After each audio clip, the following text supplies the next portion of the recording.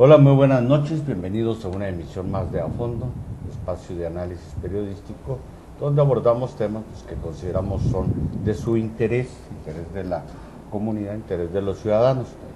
En esta ocasión pues vamos a abordar un tema que creo que marca el inicio de lo que podríamos denominar la ruta de transición de poderes en el país, cambio de gobierno.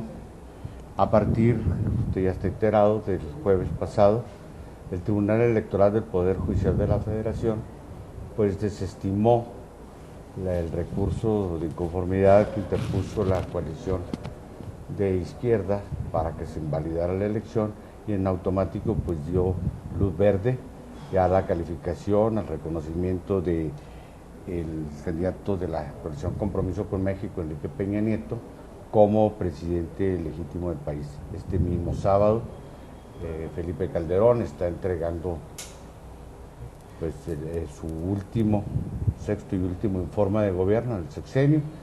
En pocas palabras, pues inicia ya de lleno la recta final del proceso de transición de poderes.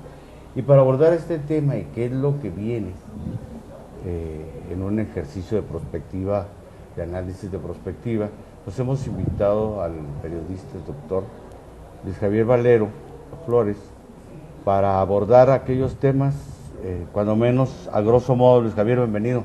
Muy buenas noches, Javier, y muy buenas noches a nuestro auditorio. Sin duda alguna que lo que han resuelto los magistrados del Tribunal Electoral del Poder Judicial de la Federación es trascendental, pero de entrada y sin una mayor reflexión, me parece que lo que han resuelto y lo que han argumentado es contrario a lo que existe en el país. Fíjate que yo creo que todo mundo esperábamos, o estábamos de antemano, la idea de que el tribunal no iba a darle apoyo al juicio de invalidez de la elección. No iba a anular la elección, pues, en pocas palabras. Así es. ¿Verdad? Pero a mí sí me sorprendió la poca calidad argumentativa, el razonamiento tan estrecho. E incluso nos presentan pues una elección, un proceso electoral, unos órganos electorales que no existen en la realidad. Porque, bueno, una cosa es, ¿verdad?, que alguien no pueda mostrar un homicidio, otra cosa es que no hay homicidio, ¿verdad? Sí. No es exactamente el caso, pero bueno, estamos hablando de que, comentábamos ahorita antes de iniciar el programa, que el mismo Ernesto Zedillo, en una circunstancia totalmente distinta, con niveles mucho menos evidentes de un problema que venimos arrastrando desde hace mucho tiempo, reconoció que el sistema electoral en México era inequitativo en el 94, que él había sido ganador de un proceso legal, dijo, ¿verdad?, pero sí, inequitativo. Ajá. Bueno, según lo que nos dijeron los magistrados, pues estamos en jauja ahora, ¿no? Es que lo que han argumentado los magistrados, y coincido totalmente contigo, iban a resolver a favor de la validez de la elección, pero uno esperaba que entre los distintos argumentos presentados por el movimiento progresista, la alianza que postuló López Obrador, los magistrados dieran pie para que otras instancias gubernamentales pudieran iniciar procesos para investigar lo ahí denunciado. Lo que ahora tenemos en el país es una serie de denuncias y evidencias de que algo muy grande se cometió para hacer ganar a Enrique Peña Nieto y hacerlo aparecer como presidente de los mexicanos. Y luego tenemos el órgano electoral más elevado del país que dicen nada de lo que se dice ahí existió. Entonces, una buena parte de los mexicanos, millones de mexicanos, fueron testigos, partícipes, beneficiarios de una gran fortuna gastada para hacer ganar o hacer que la gente percibiera como ineluctable el triunfo de Enrique Peña Nieto. Y ahora nos encontramos que el órgano de jurisdicción más importante del país dice que no es cierto, que eso no existió, que las encuestas no son propaganda, que lo que transmitió el principal canal de televisión en el país no existió, que no se construyó o no fuimos testigos de un gran escenario, de un gran montaje para hacer creer a los mexicanos que la elección ya estaba resuelta muchos meses atrás, antes de la elección. Incluso a contrapelo, voy a agarrar el ejemplo que pusiste, lo de las encuestas. Yo recuerdo un programa de Leo Zuckerman que realizó con 8 de los directivos de empresas que se dedican a hacer consultorías, entre ellos los de GEA-ISA, los de Mitofsky, en fin, de varios, para analizar el porqué de los errores tan marcados, tan graves, pues de todas las casas encuestadoras, la de la inmensa mayoría. Salvo de María de las Heras, y hay que hacer un reconocimiento post-mortem, ¿no? Post-mortem, falleció precisamente poco después del proceso electoral. Y ellos reconocen, bueno, al menos buena parte de ellos reconocieron que efectivamente se habían equivocado. No explicaron por qué. Y pidieron perdón. Y pidieron perdón, incluso Ciro Gómez le iba a salir en televisión, en su noticiero, decir que a partir de ese momento ellos dejan de publicar encuestas, ¿verdad? En su televisión, en su canal de televisión. Y aquí nos dicen que nada de eso ocurrió. O sea, los propios protagonistas, actores de esa situación, ¿verdad?, lo reconocen públicamente, se arma un debate al respecto y nada se dice sobre esa situación. El mismo PRI reconoce que efectivamente contrató vía Monex tarjetas, argumenta que para pues tener disponibilidad monetaria, dinero, para sus operadores en el día del proceso electoral, pero lo acepta. Y los magistrados dicen que no hay nada de eso. O sea, eso es lo que a mí me asombra. Yo no quiero con esto decir, Valero, que tuviera razón López Obrador o que fuera el ganador de la elección. Sí, que fue el ganador de la elección y que se la robaron, o que Peña Nieto no ganó. No. Estoy diciendo de hechos políticos de gran relevancia para el cuerpo social mexicano, para nuestro sistema democrático, para los escenarios que vienen, porque esto, a querer o no contribuye nada al perfeccionamiento del sistema. ¿No lo ves tú así? Me parece que este es el tema central. Las autoridades electorales y las autoridades jurisdiccionales han insistido o han tratado de imbuir a la sociedad mexicana que el proceso electoral no tuvo mayores problemas, que se contaron bien los votos, que fueron bien emitidos y que fueron bien contados y que hay un ganador. El problema está en que la Alianza Movimiento Progresista no impugna eso, impugna la calidad de la elección. Y entonces están apelando a un aspecto que no han tomado en cuenta una buena parte de los actores políticos y sociales de México, que es la parte subjetiva de los mexicanos. Y entonces, si los mexicanos, si los ciudadanos mexicanos entienden que se puede robar la elección, que se puede y robar en este sentido, no en el sentido de llevar y llevarse los votos o llevarse la urna electoral, sino en el sentido de trabajar con mecanismos financieros que finalmente producen una serie de procesos propagandísticos, de televisión, de este tipo de las encuestas, que hacen que la gente que van directos a cambiar la noción subjetiva de las personas.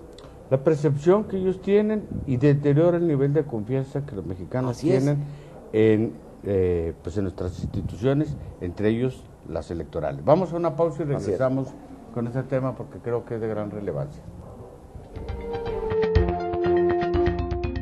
El Ejército y Fuerza Aérea Mexicanos, el Gobierno del Estado y el municipio de Chihuahua te invitan a la magna exposición La Gran Fuerza de México, que se llevará a cabo del 10 de agosto al 9 de septiembre de 2012, de las 9 a las 18 horas en el Parque El Palomar de esta ciudad capital. En esta exposición podrás observar material del Plan DN3E, vehículos militares, aeronaves, equipo y uniformes. Además, exhibiciones caninas con obstáculos. Habrá actividades interactivas para toda la familia, no te lo puedes perder. La entrada es totalmente gratuita. Recuerda que juntos somos la Gran Fuerza de México.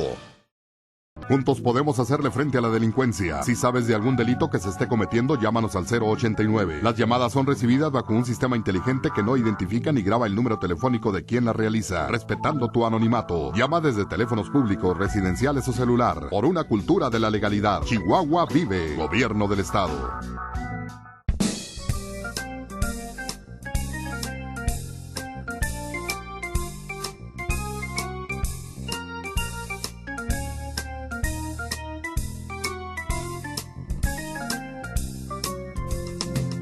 London Café, un lugar para disfrutar.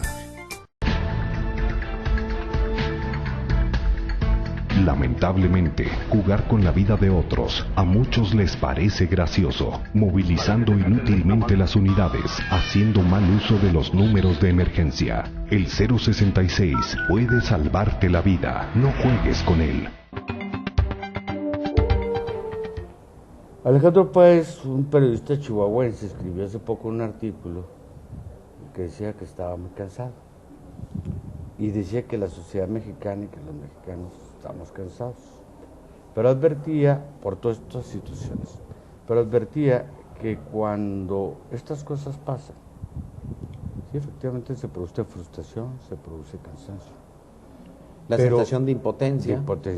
Pero esto, en el lado opuesto, fortalece los poderes fácticos, y yo creo que la resolución del tribunal, pues le va a dar más alas a, por ejemplo, a las televisoras, a Televisa, a Milenio, a todos aquellos que hacen mal uso, en mi opinión, de la labor informativa, ¿no?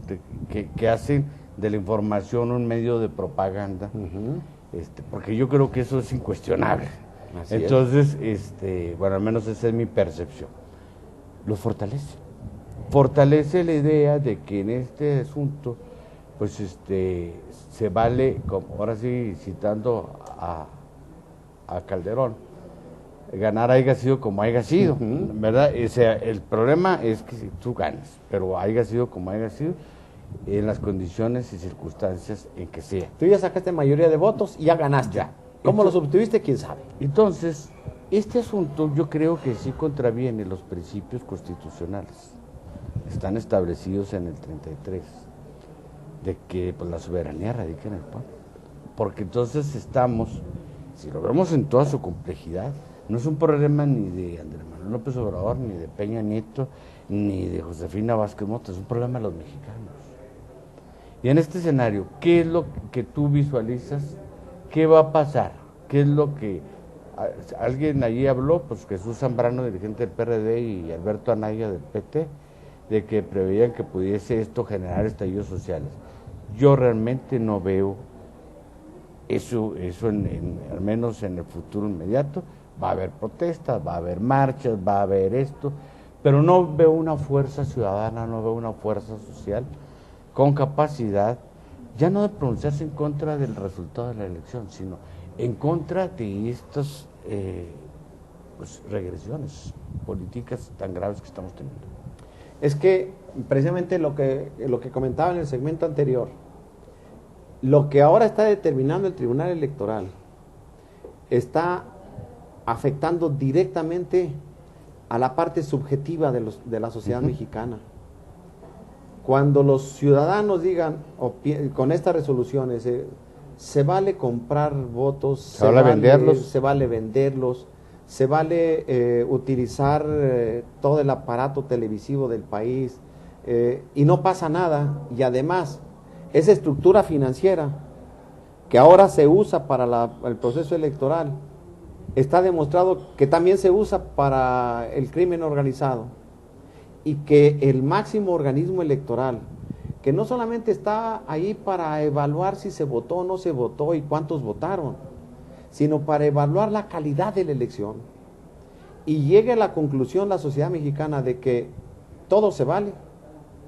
Me parece que están despertando no al México bronco, sino a esa parte subjetiva que hay en los mexicanos que rechazan las, voy a decirlo a pesar de que se oiga muy folclórico, las mañosadas, las cochinadas, que se vale ganar a pesar de todo, como tú lo dices, el haya sido como haya sido, y me parece que eso es un factor subjetivo importantísimo en la perspectiva política próxima. Puede ser que los dirigentes de los partidos de izquierda protesten y mantengan una actitud crítica, pero yo no estoy tan seguro de que la sociedad mexicana se permanezca tan indolente y tan desorganizada. En el 68, voy a poner el ejemplo, en el 68 la sociedad del Distrito Federal protestó porque golpearon a unos jóvenes y la principal demanda era la destitución del jefe de la policía del Distrito Federal. Y eso creció y se convirtió en un movimiento nacional que ahora tiene repercusiones mundiales y que de alguna manera transformó al país, porque los dirigentes de aquel movimiento y las secuelas de aquellas acciones llegaron hasta nuestros días y transformaron al régimen político mexicano. Quizá no tanto como pensábamos algunos. Sí, pero sí, evidentemente fue un parteaguas en la vida Así política es. de México 68. Y creo que lo que hoy estamos protagonizando y asistiendo como testigos, me parece que forma parte de aquello. Yo le apuesto a que la sociedad mexicana va a rechazar todo esto de muchas y mil maneras. Ojalá que no con los estallidos violentos, no el estallido social, porque ese es difícil que se dé en estas condiciones. El estallido social podría ser, como alguna gente lo piensa, tipo Siria, tipo Egipto. Sí, una movilización general. Pero mira, yo creo que aquí tenemos que ver también, para no hacer, construir escenarios así en el aire, va a haber resultados muy específicos que van a impactar el comportamiento de los partidos políticos. Yo creo que mucho del escenario político en estos próximos 5 meses, al menos, de aquí que se da toda la atención, va a depender en buena medida de las posturas, posiciones que adoptan los partidos. En el caso del PRD, ¿qué escenario ves tú ahí? ¿Se va a mantener unido? López Obrador se va a regresar a su finca, que no digo nombre porque está muy feo. Se va a Pacalná, sí. Mejor a Pacalná, al pueblo donde está su rancho. Y su hotel. Sí, exactamente. Entonces, ¿qué es lo que va a ocurrir?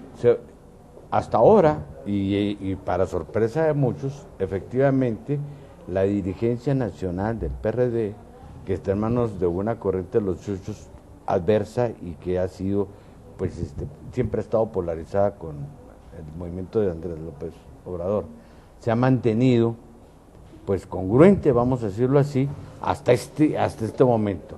Pero yo pienso que a partir de aquí se inicia un proceso distinto. ¿Tú cómo la ves? A ver. Me parece que no hemos evaluado, y cuando digo no tú y yo, sino en el total de los analistas, de los protagonistas políticos, no hemos evaluado la potencia de un movimiento como el que dirige Andrés Manuel López Obrador, que logró mantenerse un sexenio excluido de los escenarios públicos, marginado de la toma de decisiones de su partido, del Partido de la Revolución Democrática, y que logró construir una candidatura que le disputó al PRI la presidencia de la República. Ese es un movimiento político como el que yo, por lo menos así lo catalogo, como el que no había existido en México en toda su historia. Porque el de independencia, y perdón, pero no lo estoy igualando, pero independencia fue un estallido con muchas clases sociales, en fin. Este es un movimiento social, político, que poco a poco ha trasminado a la sociedad mexicana y que no se ha evaluado lo suficiente. Este es un verdadero fenómeno político que con los meses y los años lograremos evaluarlo. En noviembre este movimiento político resuelve si se convierte en partido político o no. Y que ya no al resolverlo, me parece que van a resolver a favor de formar un nuevo partido político, con lo cual concretan la fractura del PRD, una fractura que tiene años. López Obrador no participa en ninguna decisión ni en ninguna reunión del PRD hace bastantes años. Cuauhtémoc Cárdenas expresamente abandonó los órganos de dirección del PRD hace también muchos años, casi poquito más de un sexenio.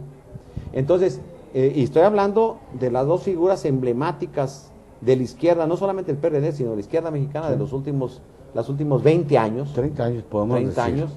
Entonces, y han confluido, y han construido una convergencia que me parece va a ir más allá de la simple disputa por la coordinación parlamentaria en la Cámara de Diputados o la de Senadores o en la Asamblea Legislativa, o si pudieran llegar a construir una convergencia en la dirigencia del PRD. Me parece que en estos momentos, de acuerdo con lo que han resuelto, el grupo hegemónico del PRD, los chuchos, ya se quedaron con la coordinación de los diputados y los senadores, aunque la de diputados formalmente no les pertenezca, sea del grupo de Amalia García, la expresidenta nacional. Pero están aliados, ¿no? Están aliados. Vamos a una pausa y regresamos con esto para ver cuál va a ser los probables comportamientos del PRD, del PRI y del PAN, sus alianzas legislativas, su agenda, porque creo que esto es importante para todos nosotros. El Ejército y Fuerza Aérea Mexicanos, el Gobierno del Estado y el municipio de Chihuahua te invitan a la magna exposición La Gran Fuerza de México, que se llevará a cabo del 10 de agosto al 9 de septiembre de 2012, de las 9 a las 18 horas en el Parque El Palomar de esta ciudad capital. En esta exposición podrás observar material del Plan DN3E, vehículos militares, aeronaves, equipo y uniformes. Además, exhibiciones caninas con obstáculos. Habrá actividades interactivas para toda la familia, no te lo puedes perder. La entrada es totalmente gratuita. Recuerda que juntos somos la Gran Fuerza de México.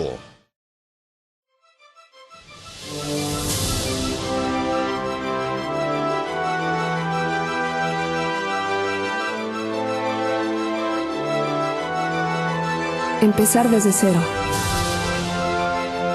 Crear. Prepararme para poder dar lo mejor de mí en todo momento.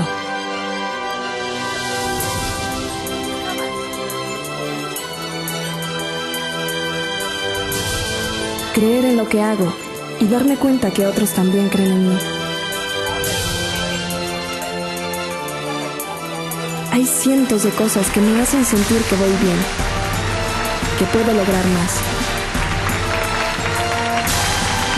Pero solo una me hace llenarme del orgullo de ser universitario. Orgullo de ser Watch.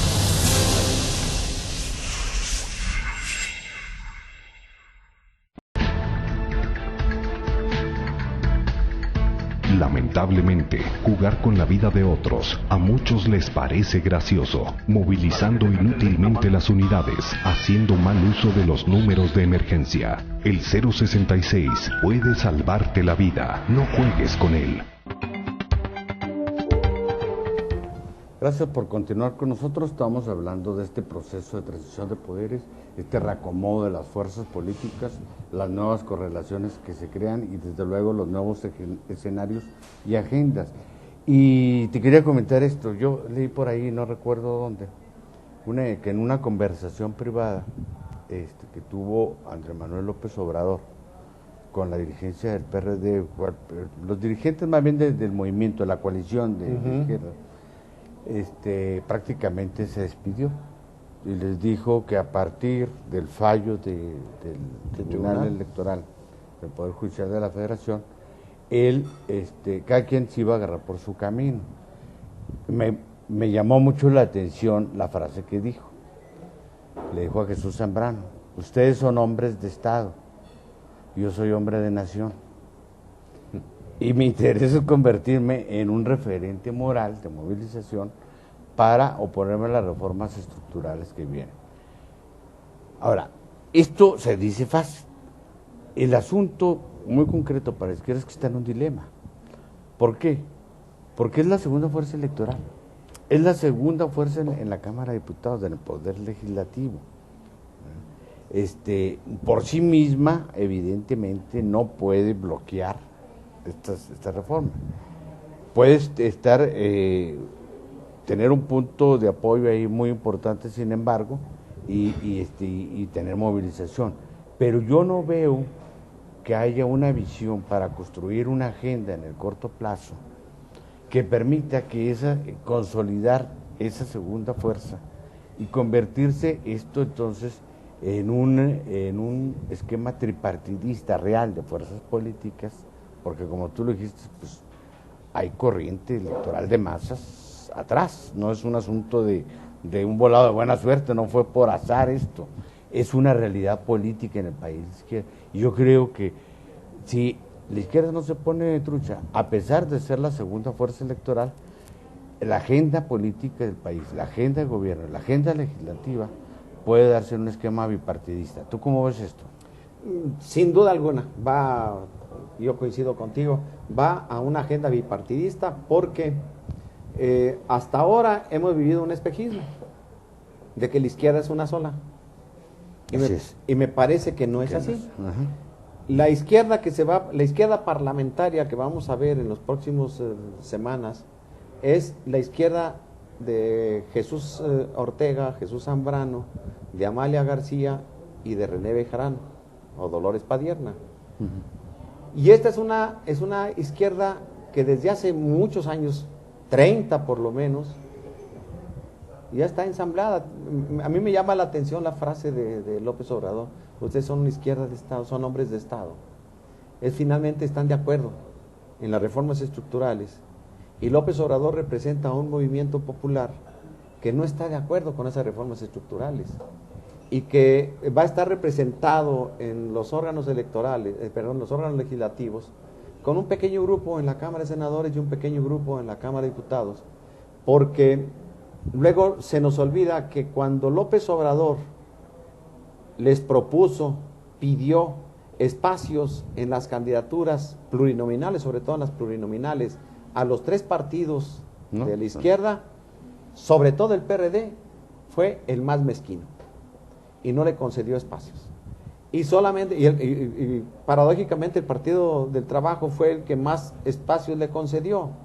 Entonces, la fuerza y la voz del movimiento de López Obrador estará representada por unos cuantos legisladores.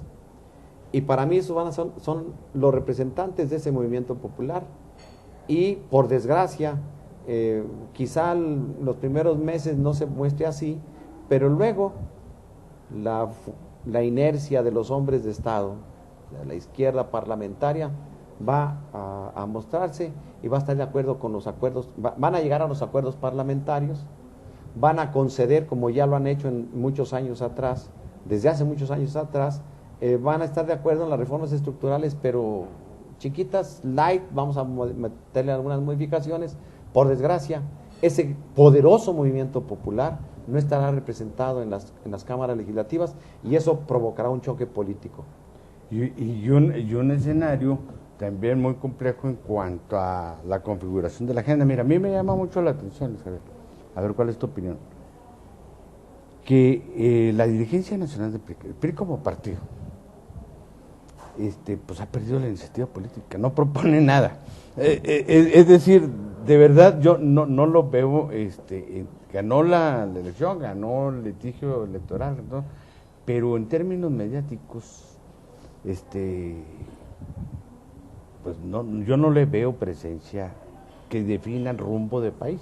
Me llamó mucho la atención la agenda legislativa que el equipo de transición de Peña Nieto marcó. Porque ¿cuáles son sus puntos fundamentales?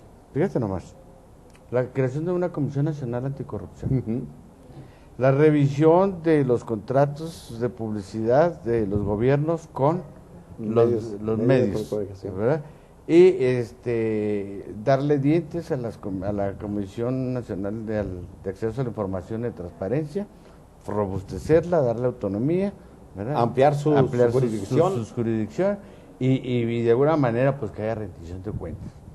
Entonces, eso te dice Luis Videogaray, te dice aquí mismo de Chihuahua, en la reunión que vino la plenaria de senadores electos del PRI que ya tomaron posesión, lo dijo. En cambio, Fabio Beltrones y sobre todo Emilio Gamboa Patrón están posicionando como agenda del PRI en el Poder Legislativo por la reforma laboral, la reforma energética y la reforma hacendaria, ¿verdad? Como tres ejes. Entonces, pues no hay congruencia ahí, no veo. Y en este escenario, pues ves a un PAN que está aceptando implícitamente con esa misma propuesta de que la elección se ganó a billetazos, cuando dice que va a impulsar una reforma política o electoral para que se considere como causa de nulidad de la elección el rebase de los topes de campaña. Entonces, esos son los puntos de agenda que se están manejando. De estas, ¿qué es lo que va a prevalecer? ¿Qué es lo que va a salir de este capirotada? Porque yo la veo capirotada, no le encuentro rumbo a las necesidades del país, no le encuentro... A un país que tiene 95,000 muertos en los últimos 6 años. Así es, que acaban de dar, que tiene unos niveles de una calidad educativa bajísima, donde 8 de cada 10 niños de primaria apenas sí saben leer, 8 de secundaria no dominan las matemáticas y 6 de cada 10 universitarios tienen niveles de comprensión de la lectura muy bajos. Bueno, entonces tenemos eso. Tenemos un país que está enfrentando una crisis alimentaria enorme, grave, que está enfrentando fenómenos climáticos muy serios en el sureste por exceso de agua y en el norte y centro por escasez de agua, que tiene problemas muy serios en cuanto a la generación de empleos. Y esas son las agendas legislativas y de gobierno que se están planteando. ¿Cuál es tu opinión al respecto? Hay una foto que para mí lo muestra todo eso.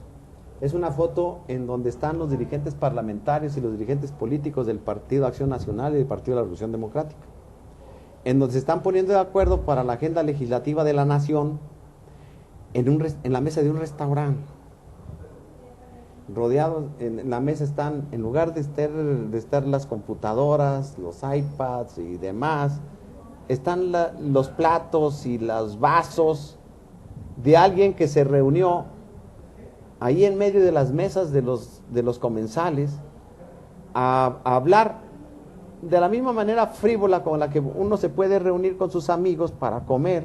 Para comentar los temas. Los temas del día, los temas domésticos, los familiares.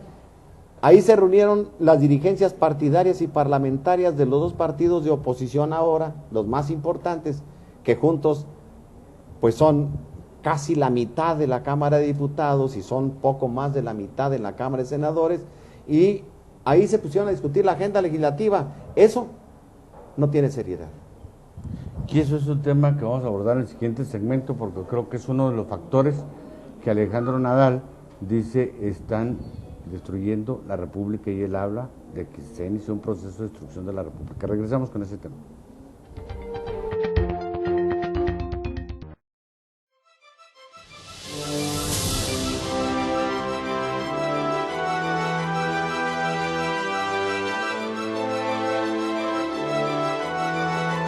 Empezar desde cero. Crear. Prepararme para poder dar lo mejor de mí en todo momento.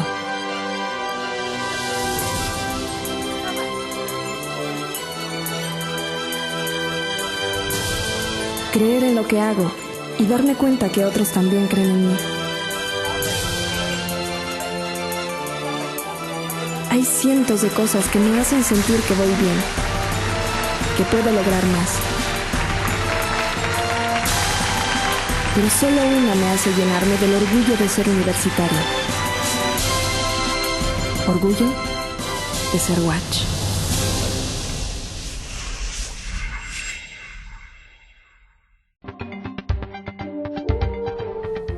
Gracias por continuar con nosotros. Estamos transmitiendo desde el London Café, ubicado en Antonio Montes, 4318, justo enfrente de Fábricas de Francia. Desde una vuelta, de 8 de la mañana a 12 del día, de martes a domingo hay desayuno, buffet. Le anuncio que a partir del 1 de diciembre van a ser 2x1 martes y miércoles, para que traiga pues a su familia, su esposa, su esposo, su amigo, Y todos los viernes pues tenemos nuestras noches de salsa del una vuelta con la Orquesta La Tinta. Y te comentaba, hay tres factores que varios analistas han dicho que están influyendo en lo que ellos llaman un desmantelamiento de la República. Y uno de esos es, dice, eso que tú estás diciendo, esa frivolidad de la partidocracia, de esa insensibilidad de los partidos para voltear a ver a sus representados. Pues es uno de los factores que están destruyendo no solo la confianza, sino viciando las mismas prácticas, porque entonces estas agendas legislativas no están en función de los problemas de la nación, están en función de los intereses de los partidos. Y de los intereses a quienes sirven los partidos, que ese es el otro problema. Ese es el otro asunto.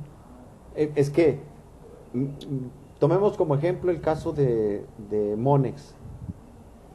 Jesús Murillo Caram, ahora coordinador de los diputados del PRI, y seguramente uno de los hombres más poderosos del país. Es gobernador de Hidalgo. El exgobernador de Hidalgo, ex todo, ex secretario de la Reforma Agraria, ex todo. Él aceptó que una parte del dinero que se detectó fue usado, dijeron, es que le repartimos dinero a través de las tarjetas porque ese era dinero del gasto corriente del PRI. Y regresamos a lo del Tribunal Electoral, del Poder Judicial de la Federación. Esa simple declaración habla de que el PRI se excedió en el gasto de campaña, porque lo que se le paga a los representantes electorales de casilla, generales, coordinadores, sí, no forma parte del gasto corriente de los partidos. No, pues es electoral, por supuesto. Es un gasto electoral. Bueno, esa declaración de quien ahora es, ya en este momento ya es autoridad, es gubernamental, y nos llevaría a la conclusión de que él tendría que estar impugnado por la aceptación de una irregularidad electoral. Bueno, ellos van a entrar como ya son parte del gobierno y no hay en el estado de ánimo de quienes ahora gobiernan o que van a gobernar la intención de que eso cambie. Bueno, esa figura transmitida al país, yo ya me imagino cuánto le va a construir en la mente a los mexicanos. Sí, pues yo puedo ir y vender droga y si me arreglo con el juez o con el agente del Ministerio Público, eso no pasa nada. Y si logro construir una empresa que lave dinero, bueno, estoy poniendo los ejemplos más cercanos a lo que ahora estamos sufriendo.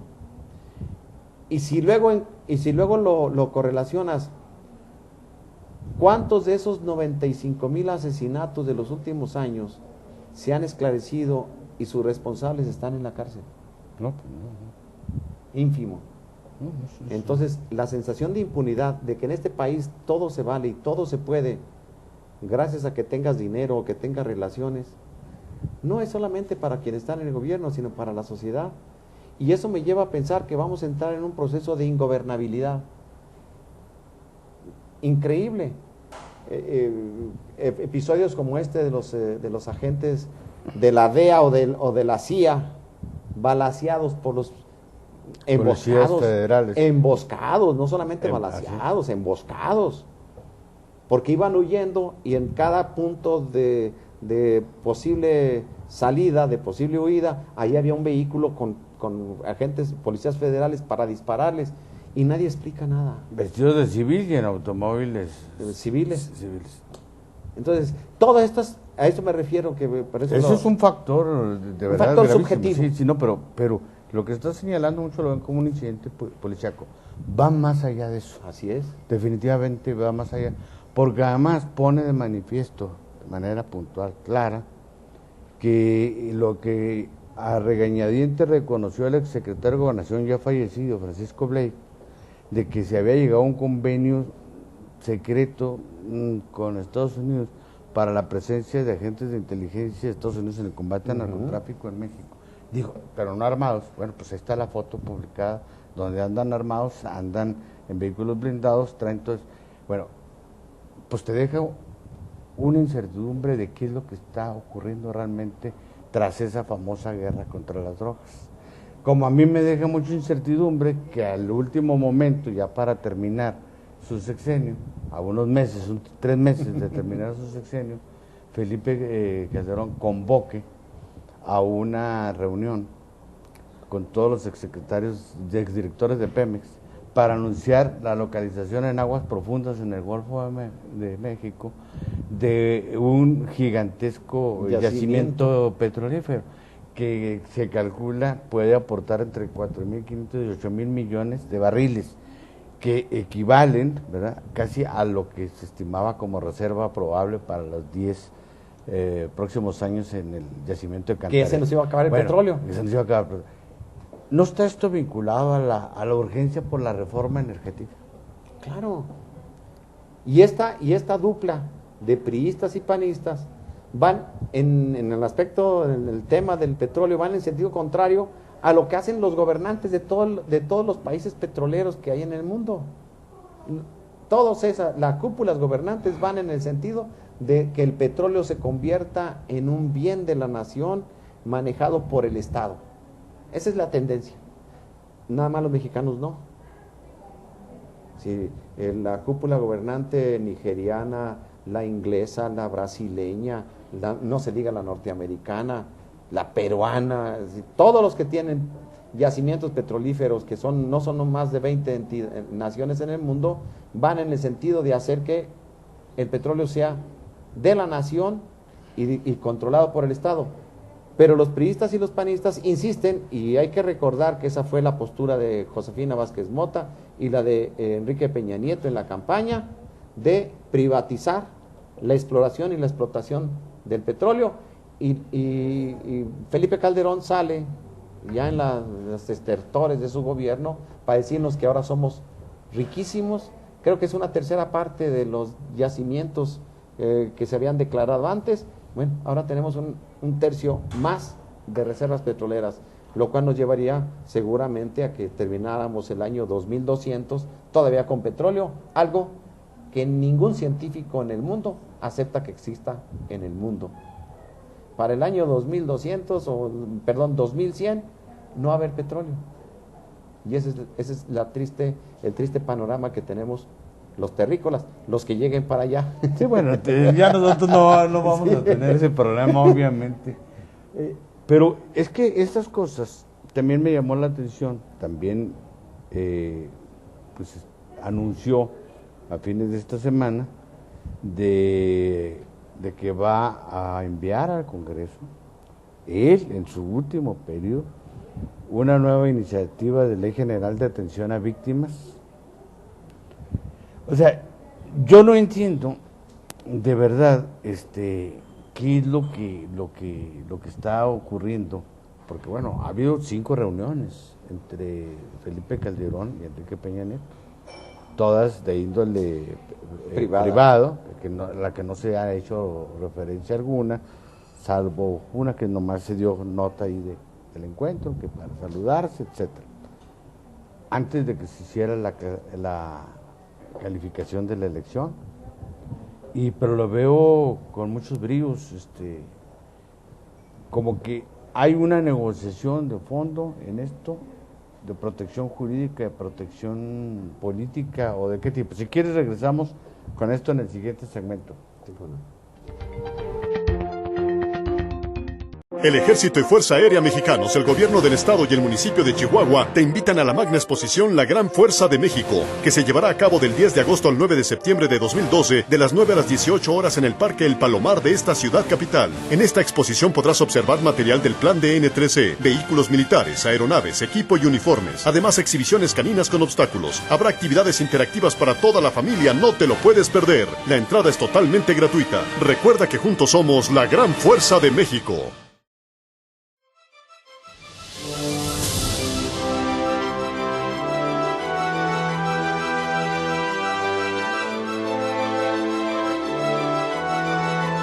Empezar desde cero. Crear. Prepararme para poder dar lo mejor de mí en todo momento.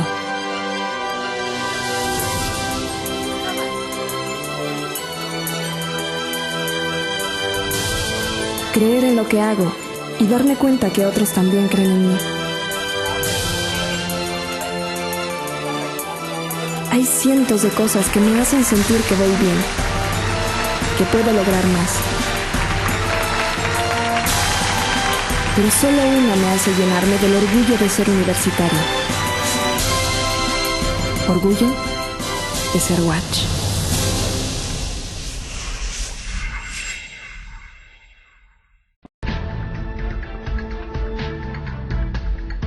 Lamentablemente, jugar con la vida de otros a muchos les parece gracioso, movilizando inútilmente las unidades, haciendo mal uso de los números de emergencia. El 066 puede salvarte la vida, no juegues con él.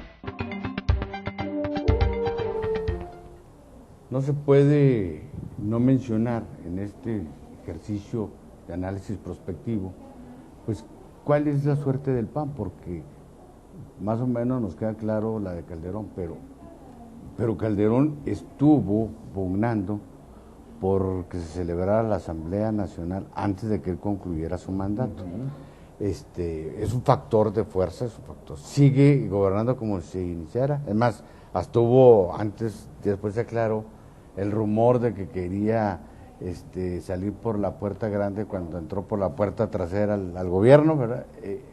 Cosas de estas. Lo veo planteó muy, incluso ir a presentarse el 1 de septiembre a la Cámara de Diputados. El 1 de septiembre a la Cámara de Diputados, finalmente se desistió de esa iniciativa, previendo lo que iba a ocurrir, desde luego. Pero en todo esto, ¿qué le espera el PAN? Porque pues, de fuerza gobernante pasa a tercera fuerza electoral, pierde varias entidades federativas, tiene buena posición en la segunda fuerza en el Senado, pero la tercera en la Cámara de Diputados. Bueno, pero quítale tú eso. El problema fundamental es de que pues está polarizado, está dividido, está enfrentado el PAN. En este escenario, ¿a quién beneficia esto? Porque lo mismo lo vemos a Gustavo Madero reuniéndose con Jesús Zambrano, armando en ese restaurante que tú platicabas, en esa foto, con esa frivolidad, una agenda legislativa común. Se habló incluso de un bloque anti-PRI. Y por otro lado vemos a un Felipe Calderón que pues parece que forma parte del equipo de transición del nuevo gobierno. Es lo que yo no entiendo. Que su cuate es Videgaray. Sí, ¿verdad? ¿Qué es lo que está pasando? ¿Cuál es tu opinión? Oye, yo creo que, bueno, todo el mundo lo ha apreciado. En este momento hay dos fuerzas al interior del PAN. Una claramente liderada por Felipe Calderón desde tiempo atrás, y otra cuya cabeza parece Gustavo Madero, pero que no es yo diría el más emblemático de ellos. Creo que es un conjunto de corrientes y de fuerzas al interior del PAN que se oponen a Felipe Calderón. Están varios exgobernadores, está una parte de la extrema derecha al interior del PAN. En este momento su factor de cohesión es oponerse a que Felipe Calderón hegemonice la transición de la pérdida del gobierno a la conversión del PAN en partido de oposición, y que están hartos del manejo que el Felipe Calderón hizo del PAN en estos últimos 6 años. Entonces, eso va a polarizar al PAN. Y lo va a llevar, me parece, a un mayor proceso de degradación política, moral. Ya lo vimos aquí hace unas semanas, cuando con tal de que las distintas corrientes políticas al interior del PAN en Chihuahua pudiesen encontrar posiciones en el Congreso del Estado, llegaron hasta el extremo de proponer la desaparición de los diputados de prelación. Que ellos mismos, como partido, habían propuesto y aprobado. En el 98. 92, 95. Así es. Entonces, en esta pugna entre los principios y el pragmatismo al interior del PAN, me parece que van a chocar. Y creo que el Partido Acción Nacional verá peores días que los que ha tenido ahora. Porque este choque no se puede resolver de una manera, o por lo menos hasta ahora, no se va a resolver, según mi punto de vista, de una manera pavimentada, acordada, tersa. No se va a poder hacer, porque los intereses que tienen ya, se habla de poco más de 400,000 personas que serán licenciadas a partir del 1 de diciembre. No creo que sean tantas, pero que sean 20,000 personas que pierden su empleo en la administración federal y que la mayoría de ellos, de esos 20,000, lleguen a disputar todas las posiciones al interior del Partido Acción Nacional, va a poner en grave crisis a este partido. Entonces, de ahí que el grupo más compacto me parece que es el de Felipe Calderón, y es el que ya hace tiempo tiene acuerdos con el PRI, con Enrique Peña Nieto, porque hubo un cambio de conducta y de posturas de Felipe Calderón. Primero intentó montarse en la conducción de su partido y de la campaña y enfrentarse y ser el líder del PAN en los procesos electorales, y cuando se dio cuenta que no iba a ganar el PAN, bajó su beligerancia y desapareció en la campaña electoral. Y tan desapareció que pues hubo varios golpes contra Josefina Vázquez Mota, nombró a varios, regresó a Gustavo Madero a la Cámara de Senadores, al encargado de vinculación ciudadana lo mandó de embajador a España. Es decir, una serie de movimientos que uno no entendería más que con una sola argumentación o explicación. Felipe Calderón pactó hace tiempo con Enrique Peña Nieto, de la misma manera que Vicente Fox, aunque Fox, pues más burdo, lo hizo explícito, y Felipe Calderón, pues no, pero me parece que está ya en un acuerdo de no solamente de estos aspectos que he mencionado, sino en la construcción de acuerdos en la Cámara de Diputados, en los órganos legislativos, y avanzar en lo que, pues López Obrador, perdón que lo diga así, el fortalecimiento del PRIAN para hacer los cambios estructurales en el sentido que ellos pretenden hacerlos. Finalmente, ¿qué va a pasar en el interior del PRI? Porque también, aunque muchos lo ven como un ente monolítico, no lo es. De hecho, ahí hay una repartición también interesante de fuerzas, porque Manuel Fabio Beltrones, que era el coordinador de los senadores del PRI, tuvo choques con la corriente de diputados de Peña Nieto. Así es. Entonces, y ahora él está de coordinador de los diputados del PRI, ¿verdad? El otro con Emilio Gamboa Patrón de los senadores. ¿Cómo se va a dar ese? Yo percibo, porque si simplemente leer las declaraciones de uno y de otro, Manuel Fabio sigue en su idea de los gobiernos de coalición, de buscar acuerdos, de hacer de esto un ejercicio plural, de ir generando consensos, de ir construyendo una agenda de otra naturaleza, ¿no? Habló de que nuestro bloque en México, ponle que haya mucha retórica en esto, pero sí se advierte una posición muy distinta a la de Enrique Peña Nieto. No, y del otro. ¿Y de Emilio Gamboa? De Emilio Gamboa Patrón. ¿Cómo ves tú eso? Indudablemente que estamos ante la presencia, según mi opinión, del fortalecimiento y el debilitamiento de grupos políticos. Habría que ir a analizar los diputados y los senadores a quién pertenecen o a qué corriente política pertenecen, en este caso del PRI.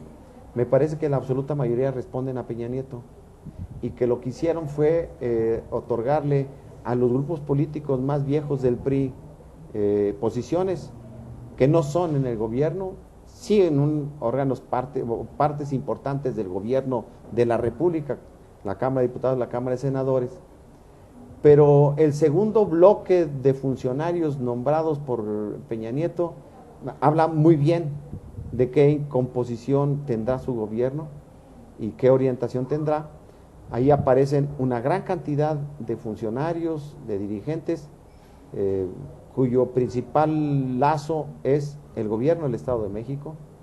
Ahí fueron construidos, ahí se fueron formados, y con, hasta la sobrina de los Salinas de Gortari, Claudia Ruiz Massieu, como uno de los factores importantes de cohesión entre ese viejo grupo y el grupo Atlacomulco del Estado de México, quienes pensaron que habría una alianza, según mi punto de vista, una alianza de los grandes grupos priistas. Me parece que se equivocan. Habrá una preeminencia del grupo Atlacomulco en la conducción del país y en la toma de determinaciones y decisiones. Puede esto generar conflictos, enfrentamientos, pero me parece que hasta ahora lo que han mostrado es que el viejo genotipo del PRI, de que el señor presidente de la República tiene la razón y con él hay que estar en todos los momentos. Va a ser un factor para amalgamar eso. Bueno, vamos a ver, te agradezco mucho esta conversación, Luis Javier, a usted su atención. Como podrá apreciar, pues se está construyendo un nuevo rompecabezas, un nuevo mapa político. Todavía hay muchas dudas, todavía hay muchos interrogantes. Estos son análisis de perspectiva, construcción de escenarios desde nuestra visión, desde luego, pero lo más importante es su opinión, y yo lo espero el próximo sábado en otra emisión más de A Fondo, porque recuerde usted, la verdad nunca es superficial. Gracias.